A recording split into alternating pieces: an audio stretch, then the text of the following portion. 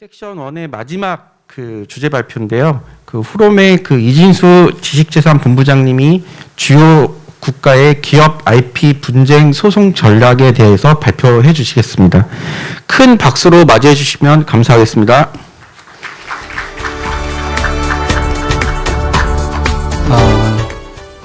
왼쪽 볼이 좀 많이 도톰할 거예요. 엊그저께 수술했는데 아직 붓기가 가라앉지 않았습니다. 이해 부탁드리고요. 앞에 두 분의 연사님들의 강의는, 세미나는 어디 가서도 듣기 힘든 그런 내용들이었던 것 같아요. 앞에 지식재산, 지식 베이스의 지식재산 전략에 관련된 이론적 배경과 또 기업에서 어떻게 그런 전략들을 조금 상위 개념으로 그런 컨셉을 갖고 있는지는 굉장히 감명을 많이 받았고요. 또 조금 아까 SDG, UN SDG 같은 경우도 좀 최근에 이제 ESG를 이제 특화하고 매핑하는 게 어렵다는 걸 제가 좀 확인을 했었는데 SDG가 매핑이 좀 잘 된다고 하네요. 근데 아까 말씀을 듣고 나서 궁금한 게 더 많아졌어요. 과연 그럴까? 근데 이제 그거는 따로 한번 말씀을 드릴게요. 오늘 좀 설명을 드리려고 하는 것은 저희가 기업들이 미국 소송과는 굉장히 익숙하죠. 그래서 저희도 보면 미국이 굉장히 중요하긴 한데 거기에 유럽도 굉장히 중요하거든요. 그래서 미국은 그래서 미국의 소송을 하기 위해서 그런 특허 무기를 어떻게 개발하는지도 굉장히 중요하고, 그래서 개발한 걸 미국 그 전장에서 어떻게 사용할지, 어느 전장을 선택할지, 이런 것들은 그 전장의 특성과 환경을 잘 이해해야 됩니다. 그런 것들은 많이 익숙해 있어요. 네, 저도 유럽에서 조금 진행을 하려다 보니까 말이 EU지 그 안에 수많은 국가들이 있고 다 속지주의라 이거 어떻게 해야 될지를 모르겠어요. 한마디로 특허는 전투를 하는 게 아니라 전쟁을 해야 되는데 어떤 전략으로 전쟁을 해야 될지에 대해서 고민이 많이 있었습니다. 마침 최근에 하나 큐텔인가요? 큐셀에서 좋은 사례를 보여준 게 있어서 오늘 같이 공부하려고 합니다. 그리고 또 하나는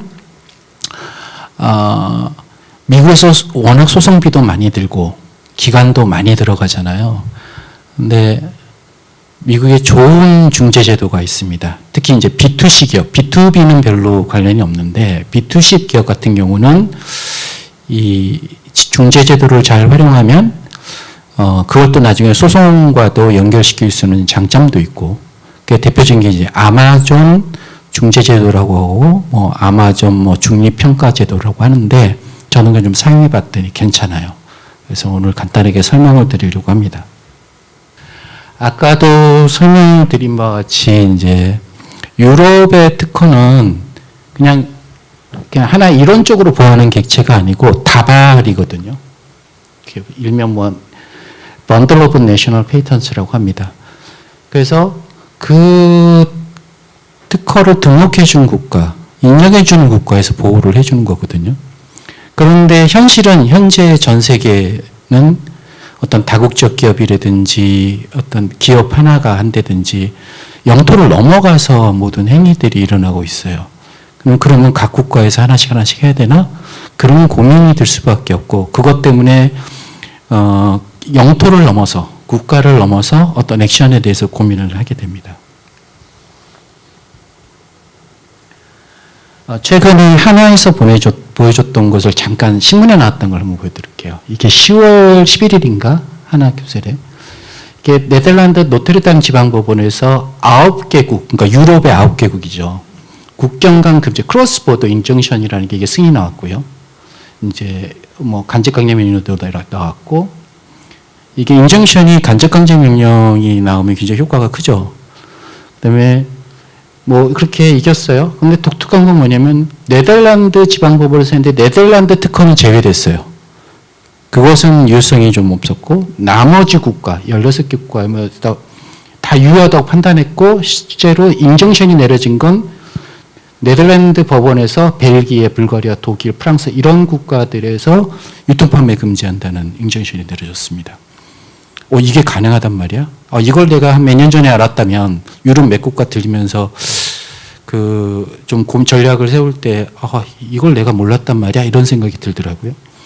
그걸 하기 위해서 그 전에 무슨 일이 있었냐면 독일 법원에서 이제 düsseldorf에서 독일에서 침해 확인을 받았어요. 그리고 이어서 프랑스 법원에서 일명 세시 콘트라베송, 발음도 힘들어. 이 증거 압류를 해가지고 이 증거를 활용을 했습니다. 이 어떤 전략을, 그러니까 전투가 아니라 어떤 전쟁을 전략을 쓴 거지라는 것이 굉장히 궁금했고, 우리가 한번 스터디해 볼 만하다라는, 그러니까 공격할 때도 그렇고, 방어할 때도 굉장히 필요하다는 생각이 들었습니다. 그리고 오늘 시간이 좀 없어서 요거는 생략할 텐데, 참고로, 그러니까 속지지를 넘어서는 그런 것들을 보면, 미국, 주로 셉 특허, 일명 표준 필수 특허 같은 경우는 한 국가에서 인정션 내렸던 거 아니면 법원 소송하는 것을 못하게 하는, 다른 국가에서 그걸 못하게 하는 걸 청구를 하고 그렇게 결정이 내려요. 이게 한 국가, 다른 국가에서 소송하지 마, 다른 국가에서 판결받는 거 집행하지 마. 일명 안티 인정션 이런 것들이 판결이 나온단 말이에요. 그게 이제 우리 대륙법계에서는 익숙하진 않은데 영리법계는 굉장히 자주 있는 형법법상 많이 있었던 그런 거고, 지금 삼성 같은 경우나 이 표준특허 쪽에서는 이미 많이 사용하고 있는 그런 것들입니다. 이것은 그냥 이런 게 있대더라.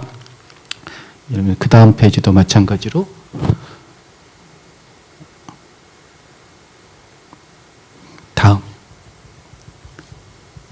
다음이요.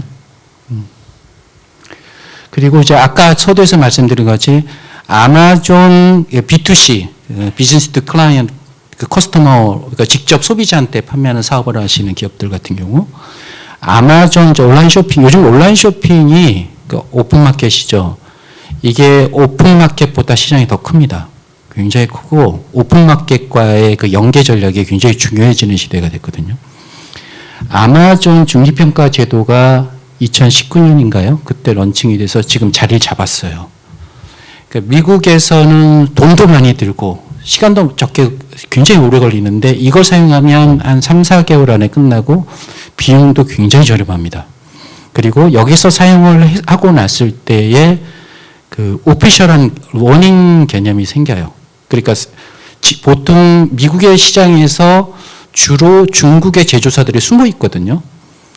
이제 그게 딱 그 디스커버리를 걸릴 수 있는 트리거가 딱 걸리거든요. 왜냐하면 이런 거 한번 맞으면 그쪽에서 제조사들도 이미 소송의 분쟁의 가능성이 예견 가능성이 있기 때문에 홀딩해야 되거든요. 모든 문서들을.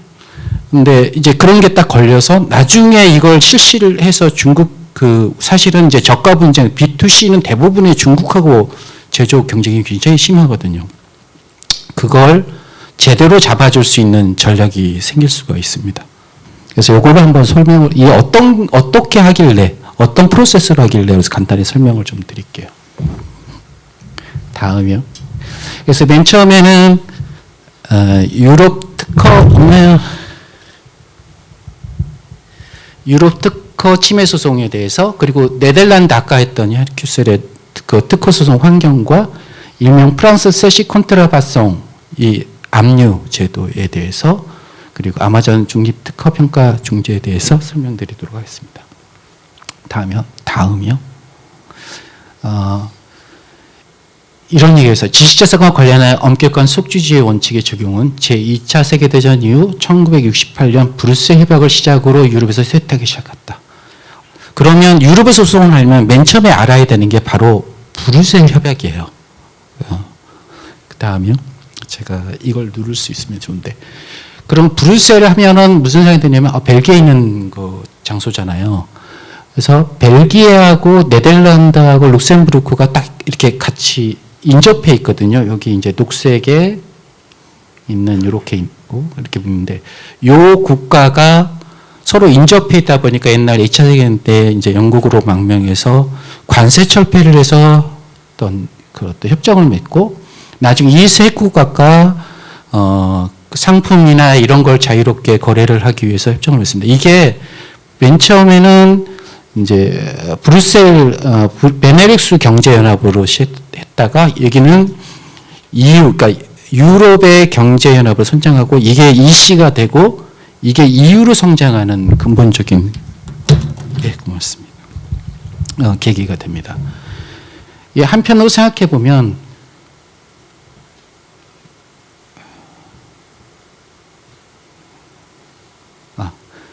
우리나라 한중일, 그러니까 한국하고 중국, 일본이 붙어 있잖아요. 우리나라도 이런 게 같이 연합해서 할 수 있는 어떤 교류가 있어서 이런 게 있다면 굉장히 큰 효과가 나타나겠구나라는 생각을 한번 해봤어요. 그러니까 그러니까 유럽은 유럽 경쟁 공동체가 이제 베네룩스 상국 연합에서 나왔던 게 이제 유럽 경쟁 공동체가 런칭이 됐고요. 이 유럽 경쟁 공동체가 EC가 되고 유럽 연합으로 이제 크게 진행이 되거든요. 이제 여기에 속하지 않았던 옛날에는 이제 영국을 포함해서 뭐 이런 맥 국가들이 유럽 자유무역연합을 또 결성합니다. EFT라고. 요게 현재는 남아있는 국이 아이슬란드하고 리echtenstein하고 노르웨이하고 스위스만 남아있다고 해요. 딱 그래서 두 체제가 있고요. 이걸 설명드리는 뒤에 설명드릴게요. 맨 처음에 브뤼셀 협약, 아까 이제 브뤼셀 협약을 알아야 된다고 했잖아요. 그러니까 맨 처음 유럽 경쟁 공동체에서 그럼 유럽 전체 경쟁 공동체를 만들어 놓고 민사 및 상사 사건의 재판 관할과 재판의 집행하는 협약을 만들어요. 한마디로 이 ECC의 민사소송법 하나 만드는 거, 집행에 관련된 거 만들었고 여기에 속하지 않았던 그 유럽 자유문화연합에서도 브뤼셀 협약을 적용시키는 협약을 만듭니다. 이게 루가노 협약이고요. 요게 유럽연합이 탄생하면서 요 협정이 규정으로 들어와요. 이사회 규정으로. 아니, 이제 민사소법 규칙이 돼버린 거죠. 들어오고, 이제 그 유럽 자유문화연합에서 또 확대하는 개정 루가노 협약이 적용돼서 현재 EU에서 다 적용되고 있거든요. 이걸 알아야 된다는 생각이 들었습니다. 요것을 모티브로 해서 이제 미국에서 이제 전 세계의 이런 민사 사건의 국제 관할과 재판에 대한 이런 협약을 추진을 했었죠. 헤이그 협약이라고 해서 그런 역사가 이때더라. 브뤼셀 규정이라고 말씀을 드릴게요. 브뤼셀 규정을 전체적으로 보면 이게 이제 침해 소송 관할에 대한 건데 한마디로 그 유럽에서 국적, 뭐 영국인인지 프랑스인지 독일인지 뭐 이런 건 따지지 않고 주소지에서 한다. 피고 주소지에 관할 그 법원에 소송을 한다라는 거고. 그 다음에 특별재판정은 뭐냐면 거주하고 있는 사람은 다른 회원국에 그런 침해 행위를 해서 여기는 함플 이벤트라고 했는데 이걸 뭐 손해라고도 얘기하고 해석을 하고 피해라고도 할 수 있겠죠. 좀 피해가 더 편할 수도 있습니다. 피해가 발생하였거나 피해가 발생할 장소의 관할 법원에 소를 제기할 수 있다. 또 하나는 이제 피고가 여러 명인 경우, 각 국적을 갖고 있는 여러 명인 경우는 이게 서로 각 국가에서 다 일어나면 안 되니까 좀 모순된 판결도 나올 수 있고 편의도 불편하잖아요. 이런 경우는 그 다수 피고 중 한 명이 거주하고 있는 장소의 관할의 국가 그 법원에서 소를 할 수 있다라는 것이 나왔고요. 그래서 이런 해석을 하면 뭐 어떻게 하냐면 이 해석대로 하면 프랑스 법원은 프랑스에 거주하는 자를 상대로 한 특허 침해 소송의 일체에 대한 재판권을 갖고요. 이때 판단할 때는 독일 특허든 유럽연합이든 뭐 유럽의 다른 그 국가의 특허에 대한 청구 원인으로도 판결할 수 있다는 거예요. 이제 이게 원칙입니다. 그래서 그러면 그거에 대한 거 조금 들어간 브뤼셀 5조 3항에 손해가 발생했거나 피해가 발생할 그런 장소는 어디냐? 판례를 보니까 손해가 발생하고 피해가 발생한 국가를 불법행위지, 그러니까 침해가 발생한 국가로 동일시하는 판례들이 나왔고요. 그 다음에 손해가 발생하는 결과, 손해가 결국 발생했던 것뿐이 아니라 손해를 원인을 제공했죠. 그러니까 유럽은 가까이 있다 보니까 예를 들면 이건 지시상권 사건이 아니고 예를 들면 오염물질인데 오염물질이 어디서 출발했느냐? 그러면 출발했던 원인을 제공한 그 국가에서도 국가가 또 관할이 있더라 이렇게 보고요. 그래서 한 기업이 다수의 국가에서 침해를 하는 경우에 그러면 어디서 피해가 발생했느냐? 침해 발생 국가, 결국은 침해 발생 국가가 될 텐데, 예, 프로터 앤 갬블 사건에서 보면 제3피고는 독일에서 제조를 해요. 그 독일에서 유아용 기저귀를 제고를 해서 영국에서 제1피고가 이제 판매를 하는 것이에요.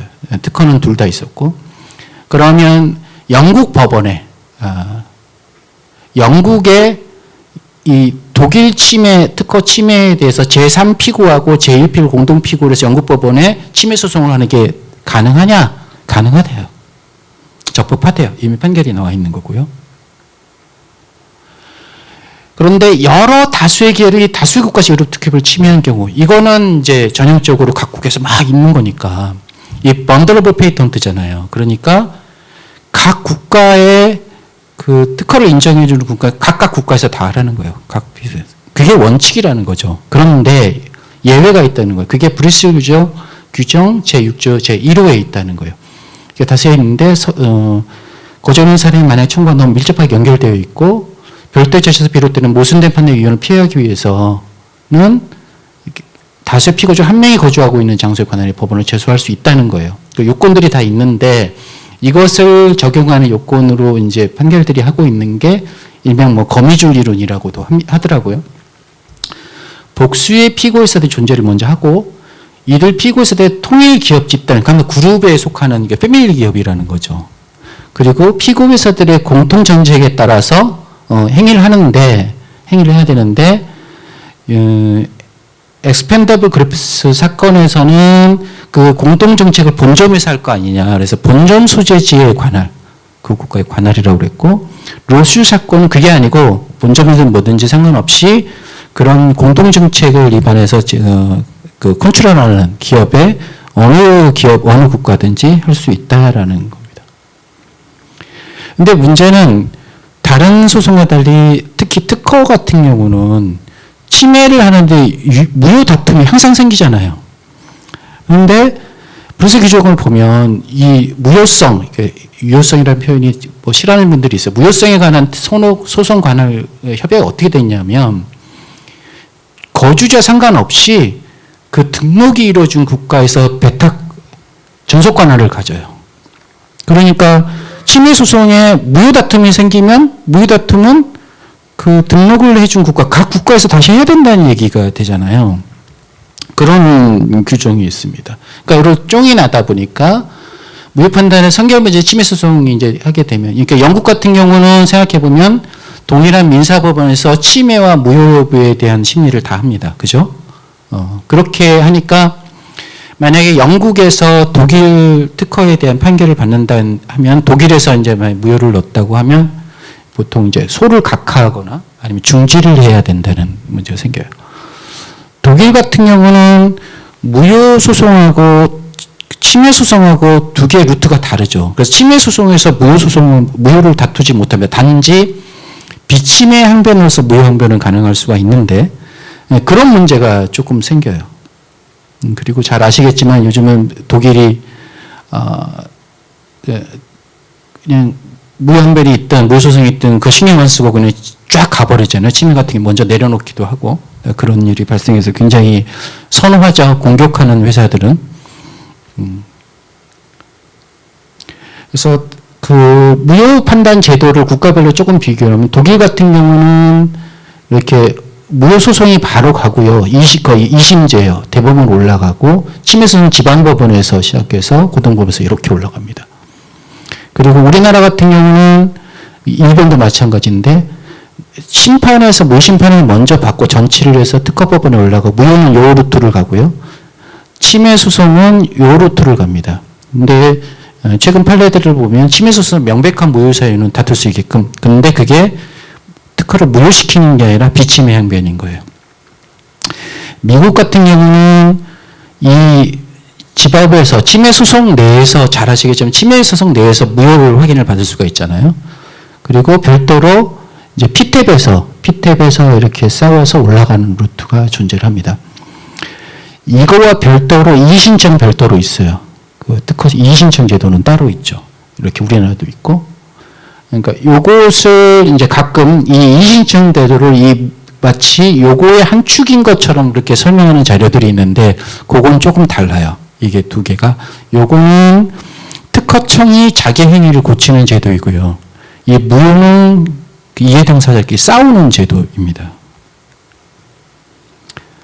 그래서 무효심판부 구성을 쭉 보면은 쭉 됐다가 이렇게 다 있는데, 최근에 얼마 전에 미국 연방대법원에서 요 알트렉스 요 사건에서 나왔던 게 뭐냐면 위헌소송이 있었죠.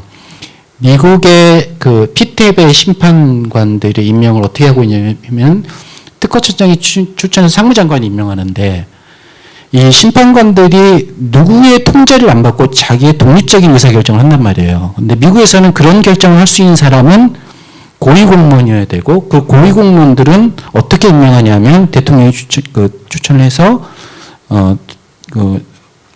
상원에서 승인을 받는 제도를 걷게끔 돼 있거든요. 그래서 연방대법원까지 올라갔어요. 그래서 현재 임명 제도는 위헌이라고 판단이 했어요. 그럼 여태껏 그 피탭에서 나왔던 모든 결정은 다 무효가 되잖아요. 그런데 지혜롭게 유효로 만드는 조건을 위에 단독의 의사결정을 할 수 있는 특허청장이 인가하는 조건을 걸었습니다. 그래서 이제 이번 바이든 정부 이미 프로세스가 지금 돌아가고는 있어요. 인가 제도가.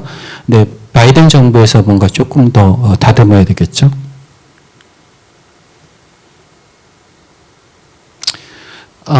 만약에 특허 침해 소송을 무효 항변을 했다라고 하면 절차적으로는 한마디로 이런 얘기예요.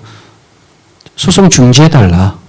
중지해달라는 얘기고, 실체법적으로는 무효니까 비침해를 확인해달라는 얘기이고, 또 한편으로는 무효를 아예 구애를 확인해달라, 또는 무효로 만들어달라라는 그 청구가 있을 수가 있습니다.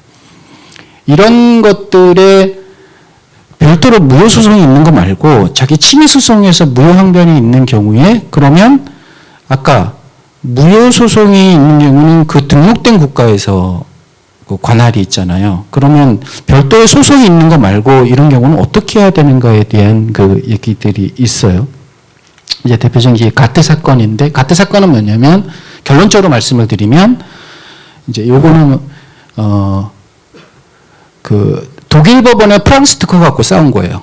근데 어떻게 했냐면, 독일에서는 침해 소송하고 무효가 따로 있잖아요. 그러니까 1심 법원은 그 무효도 다 할 수 있어, 항변 다 할 수 있어라고 봤는데, 그게 고등법원에서 그 유럽 사법재판소에 이제 확인을 이제 물은 거죠. 물었더니 항변이든 별도의 소송이든 다 똑같아.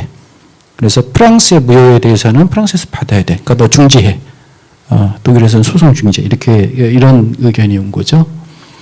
로슈 사건에서는 이번에 네덜란드 법원인데, 네덜란드 법원에 10개 국가에 등록된 특허를 각국에 이제 8개 회사에 침해 판단할 수 있는지를 다투었어요. 여기는 이제 무효 다툼이 있었고요.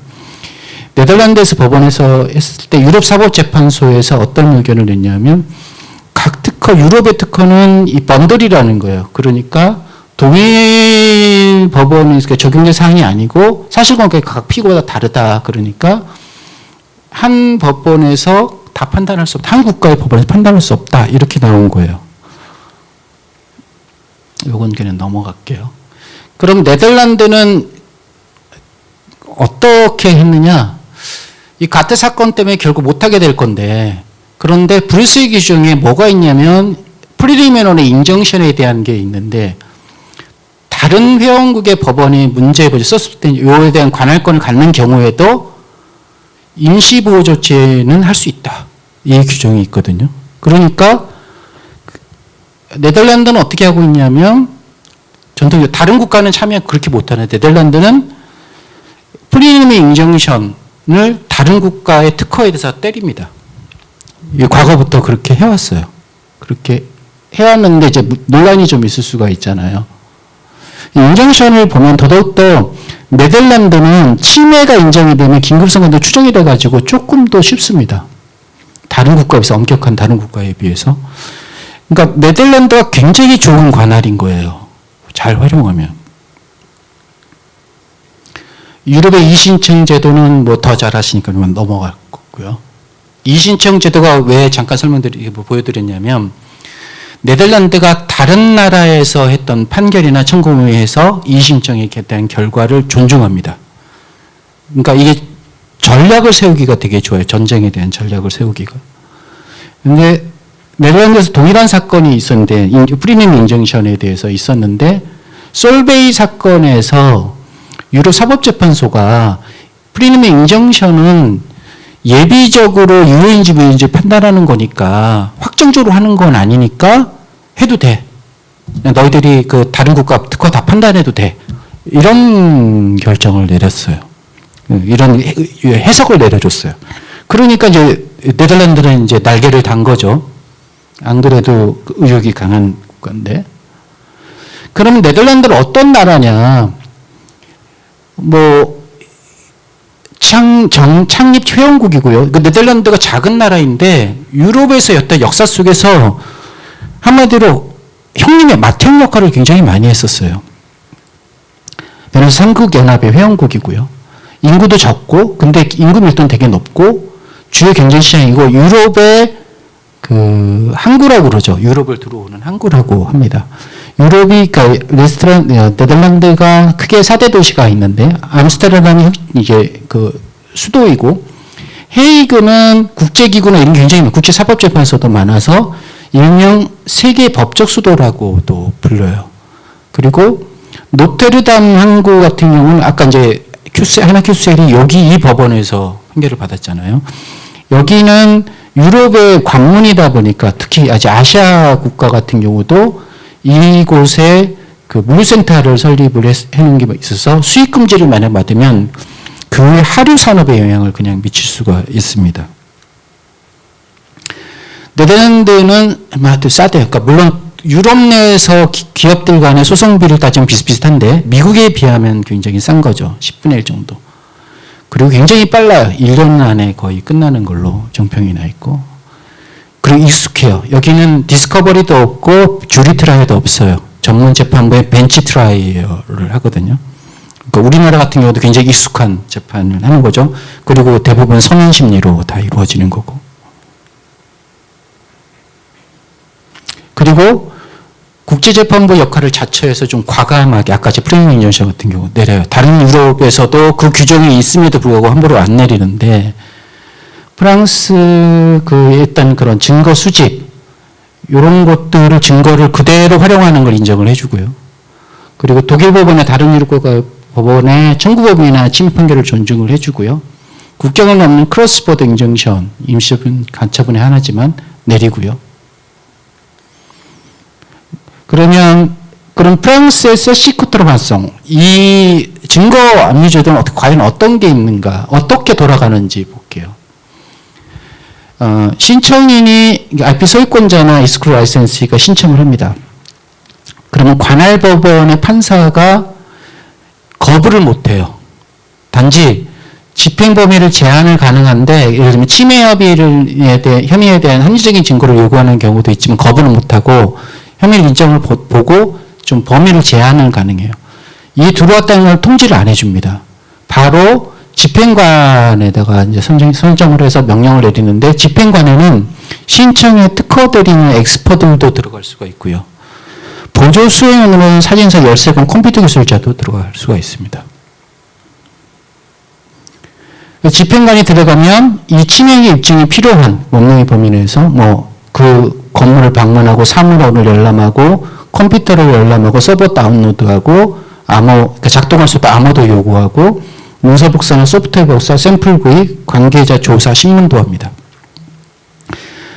집행 대상인 상품이나 다 있어요. 우리가 디스커버리 할 때 하는 거 다 들어갑니다.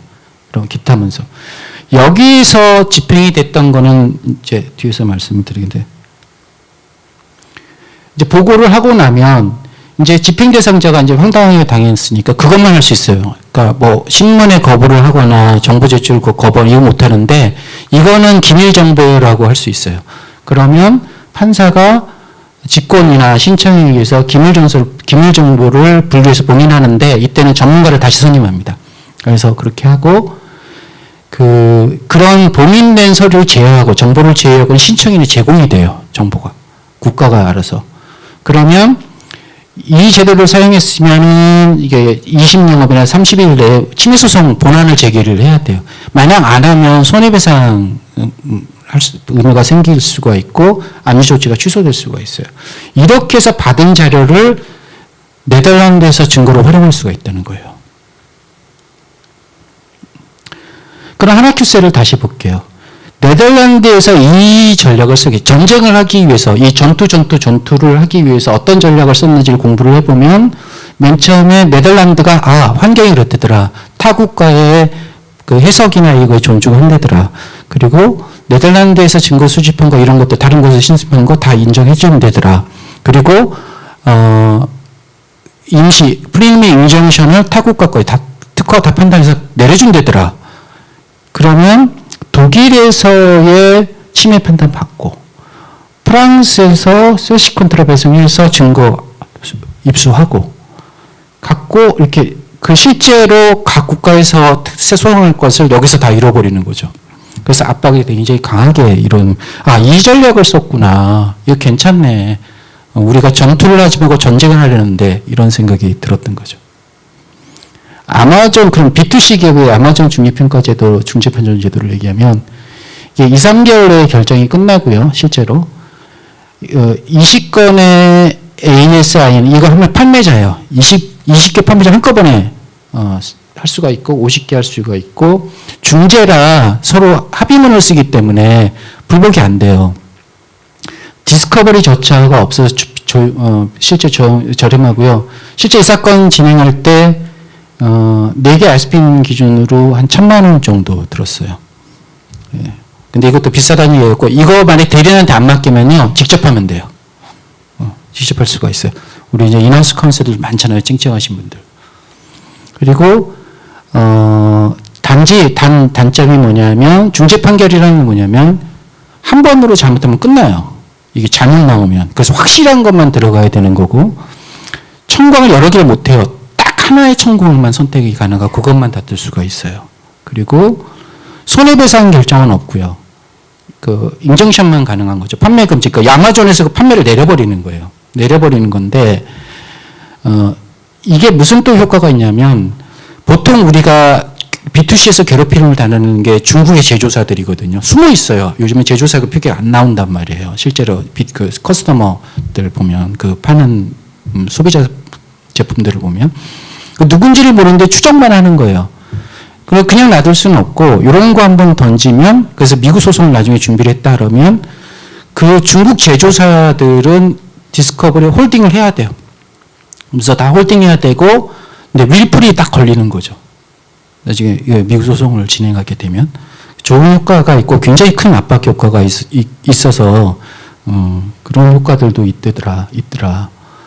그리고 보통 미국에서는 우리나라에서는 중국에다 워닝 레터 한번 보내보세요. 콧방귀도 안 낍니다. 아무리 연락해도 대응을 안 해요.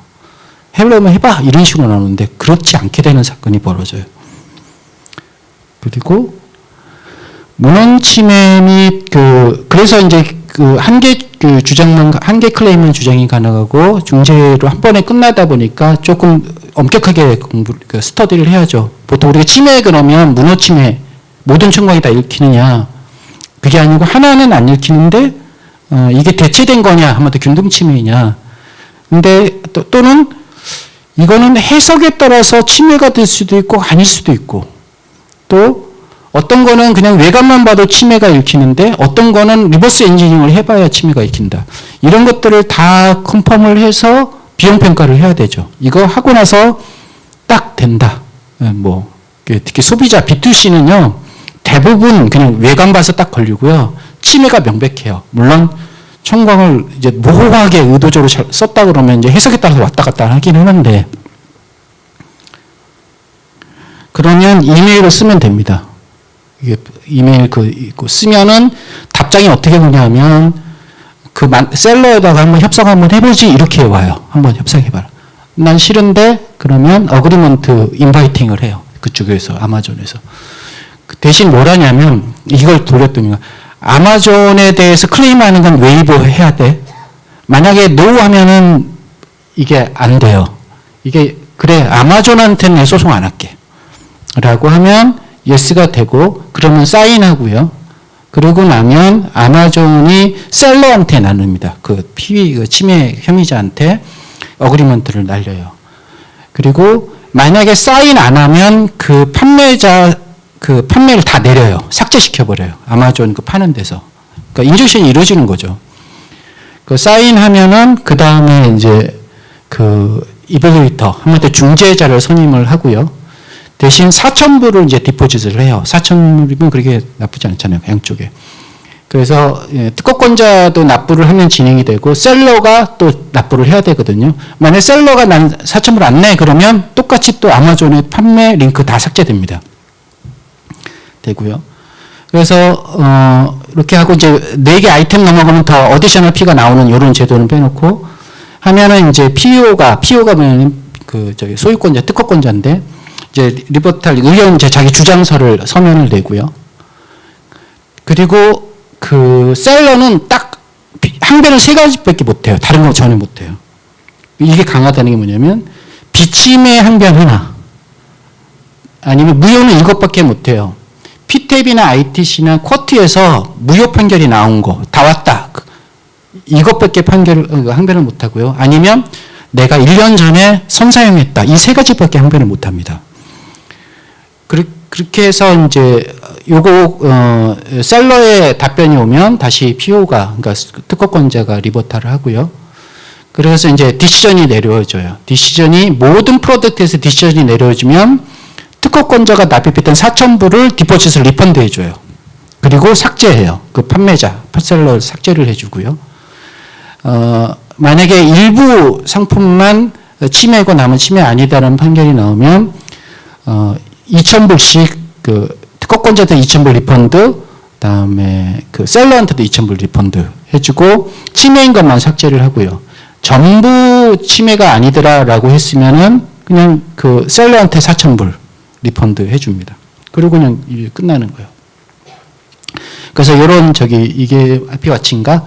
요 2가지 블로그를 가면 실제로 해서 이런 효과를 보고 이렇게 안착이 됐습니다라는 것이 이렇게 누가 수기처럼 써놓은 글이 하나 있거든요. 실제로 돌려보니까 괜찮더라고요.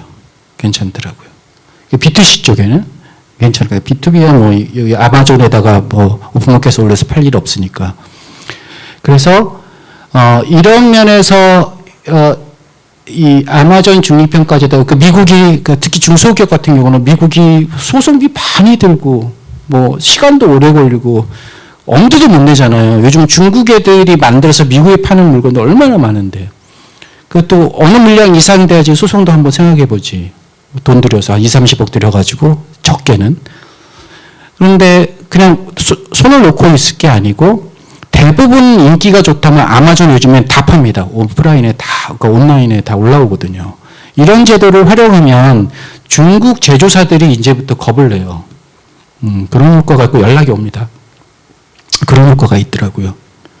그런 면에서는 나름대로 굉장히 저렴하고 빨리 갈 수 있는 좋은 제도인 것 같더라. 물론 중국도 알리바바 플랫폼이 있어요. 알리바바 플랫폼을 해봤는데 상표는 잘 먹고 상표는 저작권 쪽은 잘 먹는데 특허 갖고 넣어봤더니 안 받아주더라고요. 그런데 중국 기업에서 특허 갖고 넣으니까 또 연락이 와서 우리 걸 내리겠다고 이러더라고요. 그러니까 약간 뭔가 좀 잘 안 돌아가는 부분이 있는데 미국에서는 아마존은 안 그런단 말이에요. 그런 부분에서 했습니다. 시간이 얼마나 지났을지 모르겠는데 오늘 혹시 도움이 될 만한 얘기를 잠깐 말씀을 드렸습니다. 이걸로 마치도록 하겠습니다.